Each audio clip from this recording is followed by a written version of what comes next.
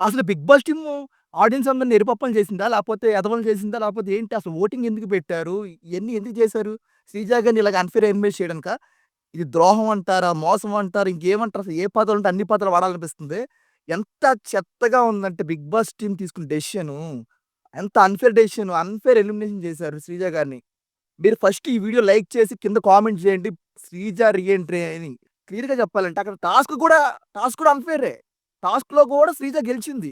Demand పవన్‌కి శ్రీజకి task పెట్టి ring task పెట్టినప్పుడు శ్రీజని 2 రింగులేసింది. Demand పవన్‌ది అప్పటికి ఒక రింగే ఉంది. బజర్ మోగిన తర్వాత రింగేసాడు. ఇంకా పైగా చెప్పడం ఏంటంటే గాల్లో ఉన్నప్పుడు గాల్లో ఉన్నప్పుడంట అప్పుడు పడిందంట. గాల్లో ఉన్నప్పుడు బజర్ మోగిందంట. అప్పుడు పడిందంట. ఇద్దరికి 2 సమానం ఉన్నాయి. మళ్ళీ 90 సెకండ్స్ ఇచ్చారంట. అసలు ముందే శ్రీజ గెలిచేసింది. ఇక్కడ టాస్క్ రూల్ ఏంటి? రింగ్ బజర్ జిజ్ గింగ్ అని బజర్ సౌండ్ వినిపిస్తుంది కదా! ఆ బజర్ సౌండ్ వచ్చే వచ్చేలోపు ఎన్ని రింగ్స్ బోర్డ్ మీద ఉన్నాయో వాళ్ళు గెలిచినట్టు. ఈలోపు బజర్ మోగేటప్పటికి ఆల్రెడీ శ్రీజ గారియి 2 ఉన్నాయి. డిమాండ్ పవన్‌ది ఒకటే ఉంది. ఇక్కడ క్లియర్‌గా బిగ్ బాస్ ఖచ్చితంగా శ్రీజ గారిని బయటకి పంపిద్దాం అని చెప్పి క్లియర్‌గా డెసిషన్ తీసుకున్నారు.